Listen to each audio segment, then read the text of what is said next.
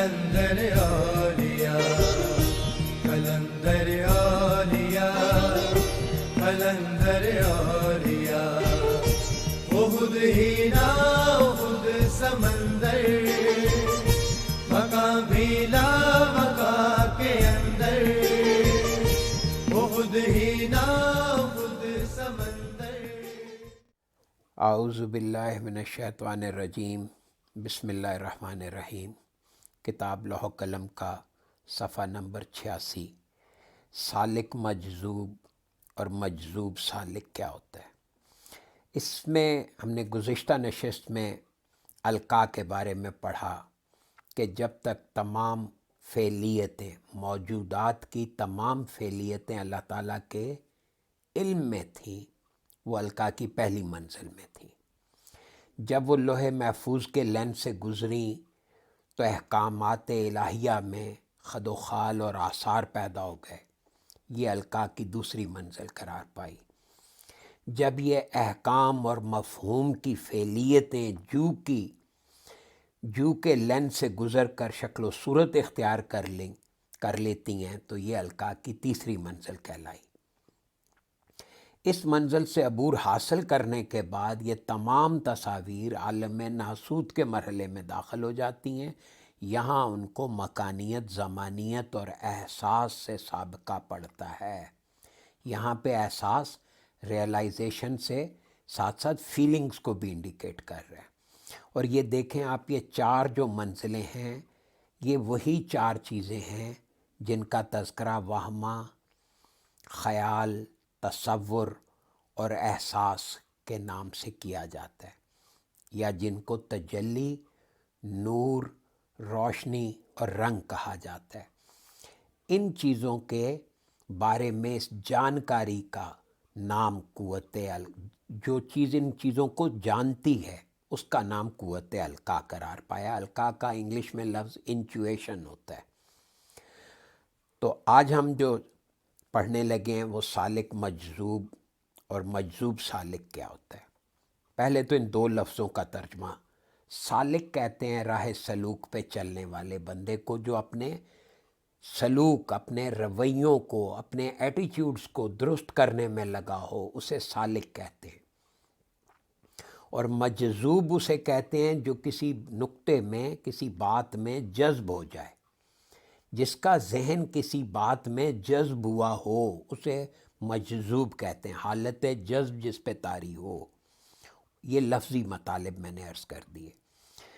حضور قلندر بابا اولیاء ارشاد فرماتے ہیں کہ القاء دو علوم پر مشتمل ہے. القاء کہ اگر ہم قسمیں کریں تو یہ علم کی دو قسمیں بنتی ہیں، دو قسم کے علوم پر مشتمل ہے. ایک کا نام تصوف میں حضوری ہے اور دوسرے کا نام علم حصولی ہے. علم حضوری اور علم حصولی. حضوری کا مطلب ہے، حضور میں حاضر ہونا.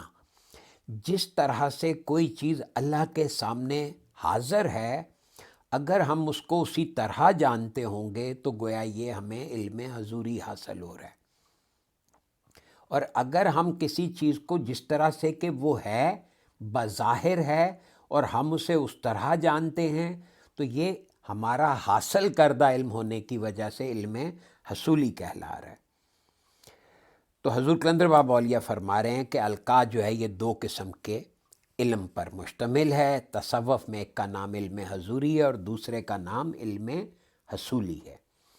جب کوئی امر عالم تحقیق یعنی واجب، کلیات یا جو کے مرحلوں میں ہوتا ہے، عالم تحقیق، واجب، کلیات یا جو، یہ تینوں مراحل عالم تحقیق کہلاتے ہیں کیونکہ یہ تینوں حقیقت پہ مبنی ہوتے ہیں.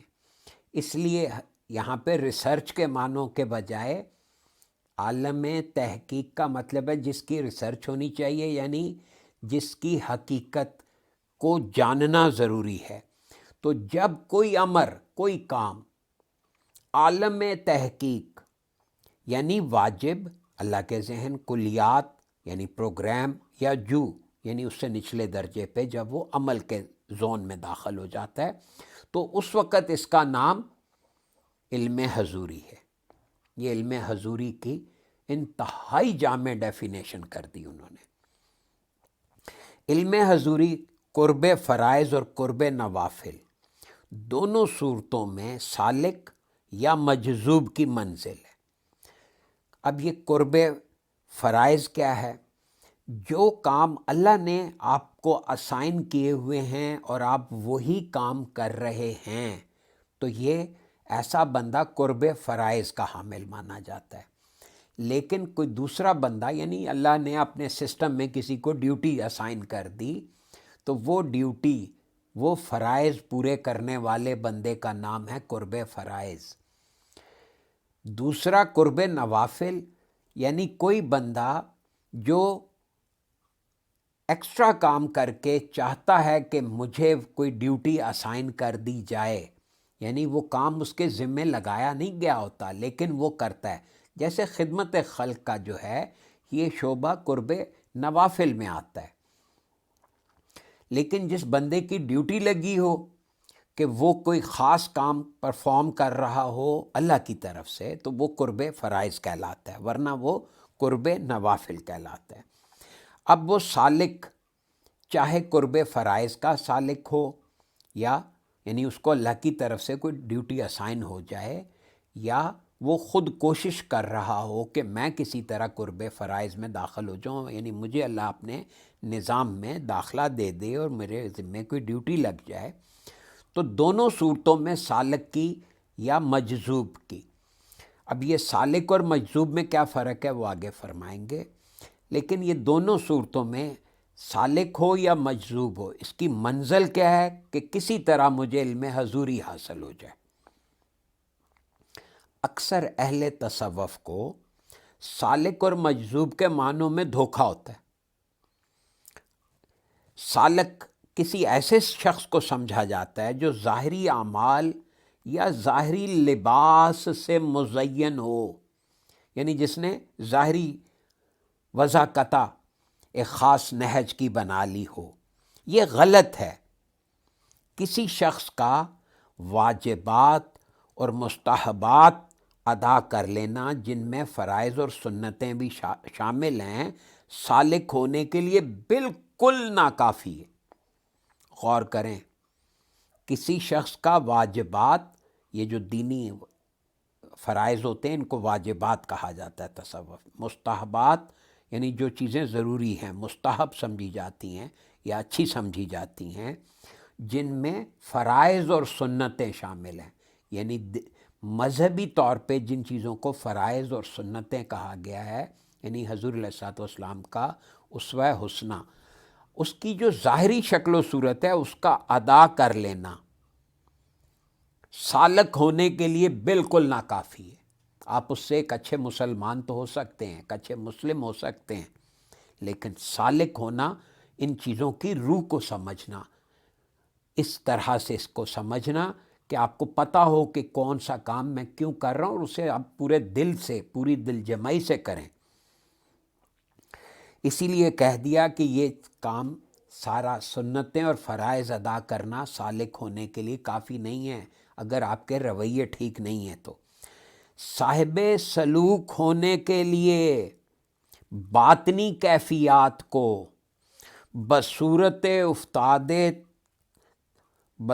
افتاد طبعی طور پر موجود ہونا، یا بصورت اکتساب لطائف کا رنگ محبت اور توحیدی افعال کا رنگ قبول کرنا شرط اول ہے۔ توحید افعالی کا رنگ قبول کرنا شرط اول ہے۔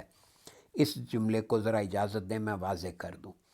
صاحب سلوک ہونے کے لیے باطنی کیفیات کا بصورت افتاد طبعی، یعنی افتاد طبعی یعنی طبیعت اس کی ایسی ہو، اس کی طبیعت ہی ایسی بن چکی ہو، باطنی کیفیات رکھنے والی طبیعت ہو، تو وہ باطنی کیفیات کو بصورت افتاد طبعی طور پر موجود ہونا، یا یعنی کہ اگر وہ افتاد طبعی ہے تو باطنی کیفیات اس کی موجود ہوں، باطنی کیفیات فطرتاً اس کی طبیعت میں موجود ہوں، یا بصورت اکتساب، اور اگر وہ سیکھ رہا ہے تو پھر اس کے لیے ضروری ہے کہ اس کے لطائف رنگ محبت اور توحید افعالی کا رنگ قبول کرنا شرط اول ہے۔ دو چیزیں، ایک اس میں رنگ، اس کے لطائف پہ محبت کا رنگ چڑھاؤ، اور دوسرا توحید افعالی کا رنگ چڑھا ہوا ہو، یعنی اس میں وہ توحید افعالی کو۔ اب یہاں پہ ایک بات ویسے بتا دیتا ہوں، توحید افعالی کہ اللہ کی دیکھنا، ایک ہے توحید قولی یعنی کہ الفاظ کے ذریعے توحید کا بیان کرنا، پھر ہے توحید افعالی یعنی افعال سے توحید کو سمجھنا، کاموں سے اللہ کو سمجھنا، پھر ہے توحید صفاتی، اللہ کی صفات کے ذریعے اللہ کو سمجھنا توحید، پھر توحید ذاتی۔ یہ توحید قولی، توحید فعلی یا توحید افعالی، اور پھر توحید صفاتی اور توحید ذاتی، یہ چار درجے ہو گئے توحید کے۔ تو توحید افعالی کا رنگ کہ اس کے لطائف پہ رنگ محبت اور توحید افعالی کا رنگ قبول کیا کرے، وہ اس کے لطائف میں ایسی بصورت اکتساب، اگر وہ سیکھ رہا ہے تو اس کو یہ چیزیں سیکھنی ضروری ہیں۔ اگر کسی شخص کے لطائف میں حرکت نہیں ہے اور وہ توحید افعالی سے رنگین نہیں ہوئے ہیں تو اس کا نام سالک نہیں رکھا جا سکتا۔ یعنی ایک صورت تو یہ ہے کہ بطور افتاد طبعی یعنی قدرتی طور پر اس کے اندر یہ چیز پیدا ہو جائے، اور اگر وہ سیکھ رہا ہے تو پھر اس کے لطائف میں حرکت ہو اور توحید افعالی سے رنگین ہو جائیں، توحید افعالی کا رنگ چڑھ جائے۔ اگر یہ نہیں ہے تو اس کا نام سالک نہیں رکھا جا سکتا۔ اب کوئی شخص یہ سوال کر سکتا ہے کہ یہ رنگینی اور یہ کیفیت کسی کے اپنے اختیار کی بات نہیں ہے، تو ہم بھی یہی کہتے ہیں، حضور قلندر بابا اولیاء فرما رہے ہیں، ہم بھی یہی کہتے ہیں کہ یہ چیز اختیاری نہیں ہے۔ اس لیے جو لوگ سلوک کو اختیاری چیز سمجھتے ہیں وہ غلطی پر ہیں، یعنی سلوک، راہ سلوک پہ آنے والے لوگ اس بات کو سمجھ لیں کہ یہ اختیاری چیز نہیں ہے، آپ اسے اختیار نہیں کر سکتے، یہ گفٹڈ ہوتی ہے، یہ جن لوگوں کو یہ صلاحیت عطا ہوتی ہے وہ گفٹڈ لوگ ہوتے ہیں۔ البتہ سلوک کی راہوں میں کوشش اختیاری ہے۔ اب چونکہ آپ گفٹڈ ہیں اس لیے آپ کہیں جی میں تو کوشش ہی نہیں کروں گا، تو یہ غلط ہے۔ آپ کو اگر یہ چیز عطا ہو گئی کہ آپ راہ سلوک پہ آ گئے تو پھر سلوک کی راہوں میں کوشش کرنا اور اپنے لطائف کو توحید افعالی کے رنگ سے رنگنا اور محبت کے رنگ سے رنگنا، یہ شرط اول ہے سلوک کی راہوں میں۔ بادی النظر میں یعنی پرائما فیشائے، بظاہر سامنے دیکھنے پہ اپنی کوشش کا نام سلوک رکھا جاتا ہے۔ غور کریں کیسی کیسی غلطیاں جو ہماری سوچوں میں ہیں ان کی اصلاح فرما رہے ہیں حضور قلندر بابا اولیاء۔ بادی النظر میں اپنی کوشش کا نام سلوک رکھا جاتا ہے۔ لوگ اس شخص کو سالک کہتے ہیں جو اس راہ میں کوشاں ہو۔ فی الواقعہ سالک وہی ہے جس کے لطائف رنگین ہو چکے ہوں۔ یہ لطائف کی رنگینی حضور مرشد کریم نے بتایا کہ لطائف کی رنگینی یا اس کو قربت اور دوری سے ناپا جاتا ہے۔ جتنے زیادہ لطائف رنگین ہوں گے اس کا مطلب ہے کہ وہ اللہ کے اتنے قریب ہو گیا یا اللہ کی طرز فکر کے قریب ہو گیا، اور جس کے لطائف رنگین نہیں وہ اللہ کی طرز فکر سے ابھی قریب نہیں ہو سکا۔ اگر کسی کے لطائف رنگین نہیں ہوئے ہیں تو اس کا نام سالک رکھنا صرف اشارہ ہے۔ لوگ منزل رسیدہ کو شیخ اور صاحب ولایت کہتے ہیں، حالانکہ منزل رسیدہ وہ ہے جس کے لطائف رنگین ہو چکے ہیں۔ غور کریں، اصل منزل کیا ہے کہ لطائف رنگین ہو جائیں۔ کس چیز سے؟ توحید افعالی اور رنگ محبت سے۔ جس کے لطائف رنگین ہو چکے ہوں وہ صرف سالک کہلانے کا مستحق ہے۔ ایسا شخص شیخ یا صاحب ولایت کہلانے کا حق ہرگز نہیں رکھتا۔ یہ واشگاف حکم دے دیا، واشگاف طے کر دیا اور بتا دیا کہ یہ کیا فرق ہوتا ہے، کون بن سکتا ہے شیخ، کون نہیں بن سکتا۔ شیخ یا صاحب ولایت اس شخص کو کہتے ہیں جو توحید افعالی سے ترقی کر کے توحید صفاتی کی منزل تک پہنچ چکا ہو۔ غور کریں، یہ جو میں نے توحید قولی، توحید فعلی، توحید صفاتی اور توحید ذاتی کا ذکر کیا، اس میں سے جو توحید افعالی سے ترقی کر کے توحید صفاتی کی منزل تک پہنچ چکا ہو، یعنی اس کو صفات کا علم بھی ہو اور ان سے آگہی بھی حاصل ہو چکی ہو، اور وہ صفات کے راستے اللہ کو جانتا ہو۔ یہاں تک یہ سالک کا پورا نقشہ آپ کے ذہن میں واضح ہو جانا چاہیے کہ سالک کہتے کسے ہیں۔ لفظ مجذوب کے استعمال میں اور اس کی معنویت اور تفہیم میں بھی اسی قسم کی شدید غلطیاں واقع ہوتی ہیں۔ لوگ پاگل اور بدحواس کو مجذوب کہتے ہیں۔ دوسرے الفاظ میں کسی پاگل یا دیوانے کا نام ہی غیر مکلف اور مجذوب ہے۔ غور کریں، غیر مکلف جس پہ شریعت نافذ نہیں ہوتی، جو آنسریبل نہیں ہے۔ یہ ایک مکلف کا مطلب ہے آنسریبل ہونا، یعنی یہ لفظ ویسے تو کلف سے ہے، یعنی کہ جس کے اوپر کچھ ایک کیا کہتے ہیں، جیسے کپڑے کو کلف لگایا جاتا ہے نا، اس کو سپورٹ ہوتی ہے۔ تو مکلف کا مطلب ہوتا ہے آنسریبل ہونا، کیونکہ اس کے ذمے کچھ ڈیوٹیاں ہوتی ہیں، کچھ وہ فیصلے کرنے کا اختیار دیا گیا ہوتا ہے۔ لہٰذا تو جب پاگل اور دیوانہ ہو جائے تو وہ غیر مکلف ہو جاتا ہے، اس پہ شریعت لاگو نہیں ہوتی، اور مجذوب ہے یعنی وہ جذب ہو جاتا ہے۔ اب غور کریں، یہ ایسی غلطی ہے جس کا ازالہ القاء کے تذکرے میں کر دینا نہایت ضروری ہے۔ عام طور سے لوگ مجذوب سالک یا سالک مجذوب کے بارے میں بحث و تمہیز کرتے ہیں، یہ دوسری بات ہے۔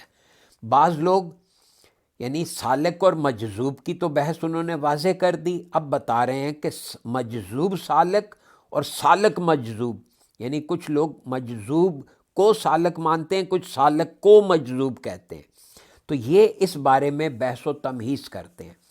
بعض لوگوں کا خیال ہے، حضور قلندر بابا اولیاء فرما رہے ہیں کہ بعض لوگوں کا خیال ہے کہ مجذوب سالک سے افضل اور اولی ہے، یعنی یہ بعض لوگوں کا خیال ہے، لیکن وہ یہ فیصلہ نہیں کر سکتے کہ مجذوب سالک کون ہے اور سالک مجذوب کون ہے۔ یہاں اس کی شرح بھی ضروری ہے، یعنی بعض لوگ کہتے ہیں مجذوب سالک سے افضل ہوتا ہے۔ اب ہوتا کیا ہے، سالک کیا ہے، مجذوب کیا ہے، اس کی وضاحت ضروری ہے۔ مجذوب صرف اس شخص کو کہتے ہیں جسے اللہ نے اپنی طرف کھینچ لیا ہو۔ مجذوب کیا ہے؟ جس کو اللہ نے خود کھینچ لیا اور جذب کر لیا، وہ اللہ میں جذب ہو جائے، اور یہ اختیاری نہیں ہوتا۔ مجذوب کو جذب کی صفت قرب فرائض یا قرب وجودی کے ذریعے حاصل ہوتی ہے۔ یہ دو ٹرمز اور ہیں۔ قرب فرائض تو بتا دیا کہ جو کسی ڈیوٹی پہ لگا ہوا ہو۔ صفت قرب فرائض یا قرب وجودی یعنی وہ اللہ کی ذات کے قریب ہو جائے، اللہ کے وجود کے قریب ہو جائے، اس کو اللہ کے وجود کی قربت کا احساس ہو اس کے اندر، وہ اس طرح سے جذب ہو جائے۔ تو مجذوب کو جذب کی صفت قرب فرائض یا قرب وجودی، قرب نوافل، قرب فرائض اور قرب وجودی، اب اس کے 3 درجے سمجھ لیجئے تو یہ آپ کو بالکل واضح ہو جائے گا۔ اس صفت کے حصول میں قرب نوافل کو ہرگز کوئی دخل نہیں ہے، یعنی قرب نوافل کے درجے کے لوگ اس یعنی جذب کی کیفیت میں داخل نہیں ہو سکتے۔ مزید تشریح سماعت فرما لیجیے۔ جذب کسی ایسے شخص کی ذات میں واقع ہوتا ہے۔ کہاں واقع ہوتا ہے؟ جب ذات جذب ہو جائے، یہ ذہن کا جذب ہونا نہیں ہے۔ جذب کسی ایسے شخص کی ذات میں واقع ہوتا ہے جو توحید افعالی یعنی لطائف کی رنگینی سے جست کر کے یک بہ یک توحید ذاتی کی حدود میں داخل ہو جائے، یعنی جست کر کے توحید صفاتی، اسے توحید صفاتی کی منزلیں طے کرنے اور توحید صفاتی سے روشناس ہونے کا موقع نہیں ملتا۔ دیکھا کتنا واضح کر کے بتا دیا کہ توحید ذاتی کی حدوں میں داخل ہو جاتا ہے، وہ اللہ کی ذات کو براہ راست جانتا ہے، لہٰذا وہ توحید صفاتی سے واقف نہیں ہوتا تو شعور بیٹھ جاتا ہے۔ یہ آگے بتا رہے ہیں، جس شخص کی روح میں فطری طور پر انسلاخ واقع ہوتا ہے۔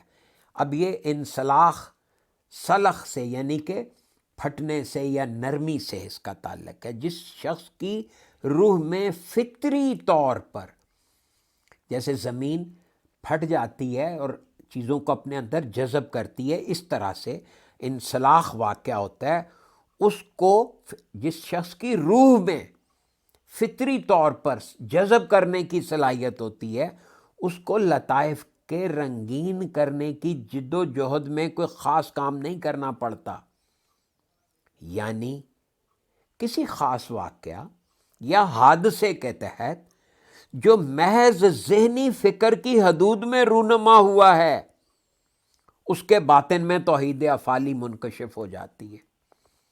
غور کریں، یعنی یہ فطری طور پر روح میں انسلاخ یعنی نرمی ہوتی ہے، اس کو لطائف کو رنگین کرنے میں زیادہ جد و جہد نہیں کرنی پڑتی، محض کسی واقعے سے یا کسی حادثے کے تحت جو محض ذہنی اور ذہنی فکر کی حدود میں، ذہنی فکر کی حدود میں رونما ہو، اس کے باطن میں توحید افعالی منکشف ہو جاتی ہے۔ یہاں پہ میرے ذہن میں مثال آ رہی ہے بدھا کی۔ بدھا نے ایک کریل شکل چہرہ دیکھا، ایک بیمار کو دیکھا یا ایک جنازے کو دیکھا، تو وہ فکری حدود میں ایک حادثہ تھا اس کے لیے، اور اس کو توحید افعالی منکشف ہو گئی۔ وہ چونکہ اس کی روح میں فطری طور پہ انسلاخ واقع ہوا تھا، اس کی تربیت ایسے ماحول میں ہوئی تھی، وہ ظاہری اور باطنی طور پر کسی علامت کے ذریعے یا کوئی نشانی دیکھ کر یہ سمجھ جاتا ہے کہ پس پردہ نور غیب میں ایک تحقق موجود ہے۔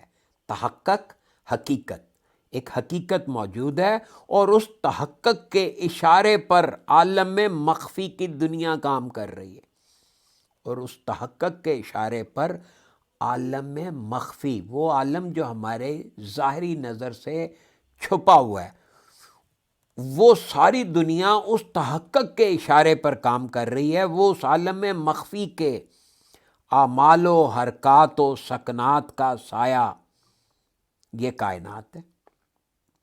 قرآن پاک میں جہاں اس کا تذکرہ ہے کہ اللہ اسے اچک لیتا ہے، وہ اسی کی طرف اشارہ ہے۔ یہ ایک آیت ہے جس کی طرف یہ پورا ذکر کر کے کہ اللہ اسے اچک لیتا ہے، یعنی کہ یہ دیکھیے نا، یہ سارا قرآنی تصوف ہے، یعنی قرآن کے ذیل میں یہ ساری باتوں کی وضاحت کی جا رہی ہے۔ ذات باری تعالیٰ سے نوع انسانی یا نوع اجنہ یعنی جنات کا ربط دو طرح پر ہے۔ یہ طرح کو سمجھیں، طرح میں نے طریقے یا قسمیں۔ ایک طرح جذب کہلاتی ہے اور دوسری طرح علم کہلاتی ہے۔ ایک یہ براہ راست اللہ خود جذب کر لے، اسے خود اچک لے، یا خود وہ بندہ اللہ کو اپنے اندر سمیٹ لے یا جذب کر لے، یا اللہ اس میں جذب ہو جائے۔ اور دوسری طرح علم کہلاتی ہے، یعنی وہ پہلے کتابیں پڑھ کر، سن کر، سیکھ کر، غور کر کے علم حاصل کرتا رہے۔ یہ ذات باری تعالیٰ سے نوع انسانی یا نوع جنہ کو دو طرح کا ربط اور تعلق ہوتا ہے، ایک جذب کہلاتا ہے اور ایک علم کہلاتا ہے۔ صحابہ کرام کے دور میں، صحابہ کرام رضوان اللہ اجمعین کے دور میں اور قرون اولیٰ میں، قرون اولیٰ یعنی کہ حضور اسلام کے اولین دور میں، قرن کہتے ہیں 1000 سال کو، اولیٰ کہتے ہیں 1000 سال کا پہلا حصہ۔ تو قرون اولیٰ میں جن لوگوں کو مرتبہ احسان حاصل تھا، ان کے لطائف حضور علیہ الصلوۃ والسلام کی محبت سے رنگین تھے۔ جن لوگوں کو مرتبہ احسان حاصل تھا، اس لفظ مرتبہ احسان کی تشریح اجازت دیں کہ میں عرض کر دوں۔ مرتبہ کہتے ہیں درجے کو، رتبے کو، احسان کا لفظ حسن سے ہے، یعنی ان کو اللہ سے تعلق میں اس درجے شغف ہوتا ہے کہ اس تعلق میں ایک حسن پیدا ہو جاتا ہے۔ تو جن لوگوں کا تعلق درجہ حسن پہ ہوتا تھا، ان کو مرتبہ احسان کا حامل مانا جاتا ہے۔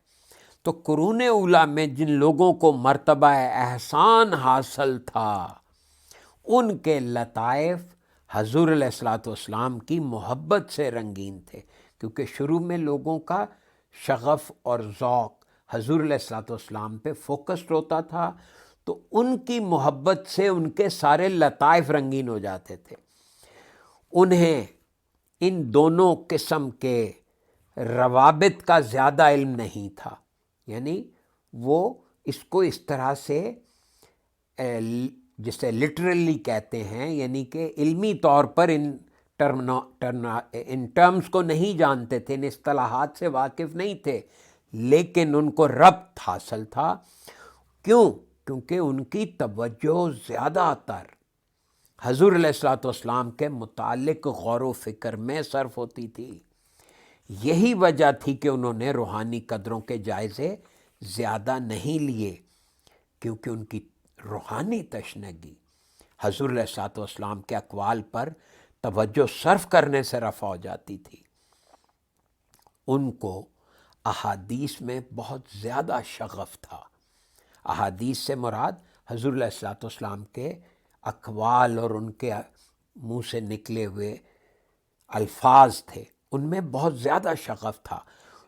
اس انہماک کی بڑی وجہ یہ بھی تھی کہ ان لوگوں کے ذہن میں احادیث کی صحیح ادبیت، یہ نوٹ کریں، احادیث کی صحیح ادبیت، ٹھیک مفہوم اور پوری گہرائیاں موجود تھیں، یعنی وہ بات کو اس طرح سمجھتے تھے جس طرح کہنے والے کا مدعا اور مطلب ہوتا تھا۔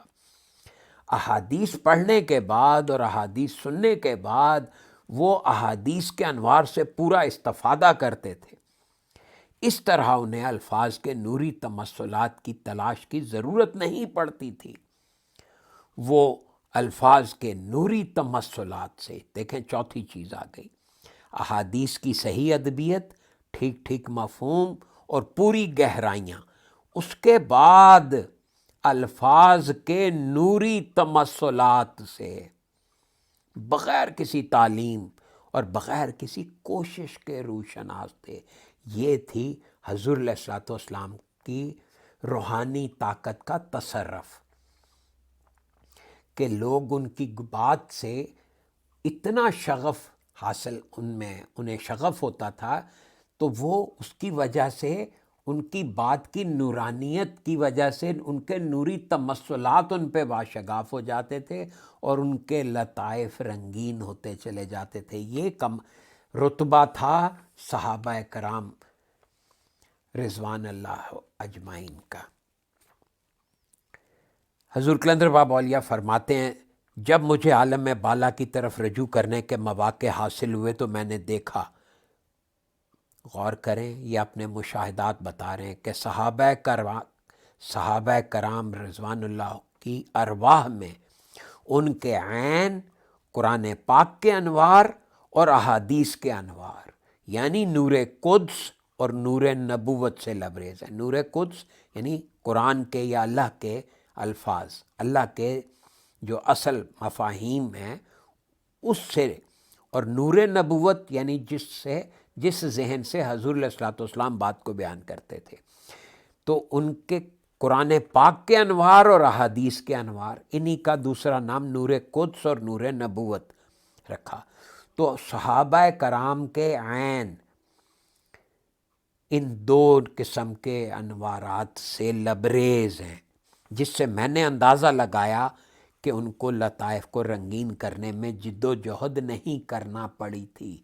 یہ ہے شارٹ کٹ کہ اگر ہم بھی یہی راستہ اپنا لیں کہ تو لطائف کو رنگین کرنے میں زیادہ جد و جہد نہیں کرنی پڑے گی، یعنی نور نبوت اور نور قدس یعنی احادیث کو درست مفاہیم کے ساتھ اور قرآن کے انوار کو اس کے درست مفاہیم کے ساتھ، قرآن کلام پاک کو اس کے درست مفہوم کے ساتھ سمجھیں گے تو انشاءاللہ ہمارے لطائف کو رنگین کرنے میں ہمیں زیادہ زور نہیں لگے گا۔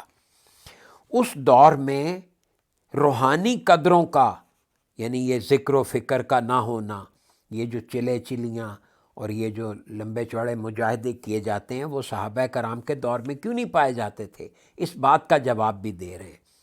اور اس قسم کی چیزوں کا تذکروں میں نہ پایا جانا غالباً اسی وجہ سے ہے۔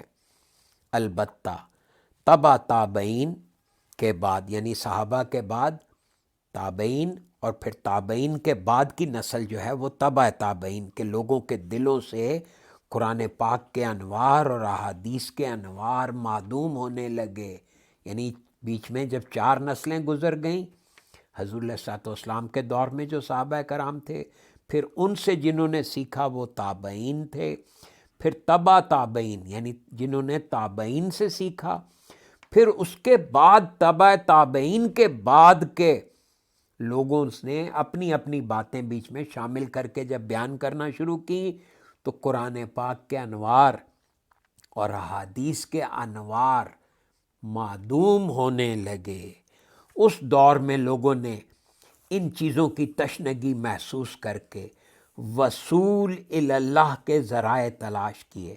وصول اللہ، اللہ کو کے ساتھ واصل ہونے کے، اللہ کے ساتھ ملنے کے ذرائع تلاش کیے۔ چنانچہ شیخ نجم الدین اور ان کے شاگرد، مثلاً شیخ شہاب الدین سہروردی رحمۃ اللہ علیہ، خواجہ معین الدین چشتی رحمۃ اللہ علیہ، ایسے لوگ تھے جنہوں نے قرب نوافل کے ذریعے وصول اللہ کی طرزوں میں لاشمار اختراعات کی، یعنی طرح طرح کے راستے ایجاد کیے اور طرح طرح کے اذکار اور اشغال کی ابتدا کی۔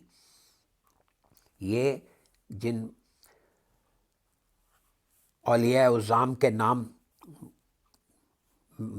ذکر کیے ہیں، انہوں نے یہ طرح طرح کے اذکار اور اشغال، شغل کی جمع، یعنی جیسے سانس لیتے ہوئے اللہ کا ذکر کرنا، جیسے اپنے قلب میں یہ اللہ کا تصور کرنا، اس طرح کے اشغال انہوں نے یہ اختراعات کی۔ یہ چیزیں شیخ حسن بصری کے دور میں نہیں ملتی، یعنی شیخ حسن بصری رحمۃ اللہ علیہ کے دور تک، رضی اللہ تعالیٰ عنہ کے دور تک نہیں ملتی۔ ان لوگوں نے اللہ تعالیٰ سے وہ ربط تلاش کیا جس کو علمی ربط کہا جا سکتا ہے۔ یعنی وہ لوگ یہ حضرت شیخ حسن بصری کے دور تک کیوں نہیں ملتی؟ کیونکہ انہوں نے اللہ سے علمی ربط تلاش کر لیا تھا، یعنی اللہ تعالیٰ کی صفات کے جاننے میں ان لوگوں نے انہماک حاصل کیا اور پھر ذات کو سمجھنے کی قدریں قائم کیں۔ اسی ربط کا نام صوفی لوگ جو ہیں یہ نسبت علمیہ رکھتے ہیں، کیونکہ اس ربط یا نسبت کے اجزاء زیادہ تر جاننے پر مشتمل ہیں۔ یعنی جب اللہ تعالیٰ کی صفات کو سمجھنے کے لیے کوئی صوفی فکر کا اہتمام کرتا ہے، اس وقت وہ معرفت کی ان راہوں پر ہوتا ہے جو ذکر کے ساتھ فکر کے اہتمام سے لبریز ہوتی ہیں۔ تو اس حالت میں ہم کہہ سکتے ہیں کہ کسی ایسے سالک کو نسبت علمیہ حاصل ہے۔ یہ نسبت علمیہ، یہ راستہ یا نسبت، یہ جذب کے راستے یا نسبت سے بالکل الگ ہے۔ اسی لیے اس راستے کو قرب نوافل کہتے ہیں، یعنی یہ ہے علمی طور پہ اللہ کی ذات سے وابستگی اور روشناسی کا ایک ذریعہ۔ میرا خیال ہے یہاں پہ ہم رک جاتے ہیں۔ اللہ تعالیٰ آپ کو بہت خوش رکھے۔ آپ جس ذوق و شوق سے اور جس محبت سے اس مطالعے میں شریک ہوتے ہیں، اللہ تعالیٰ آپ کو اس کی مزید فہم ارزاں کرے۔ آمین یا رب العالمین۔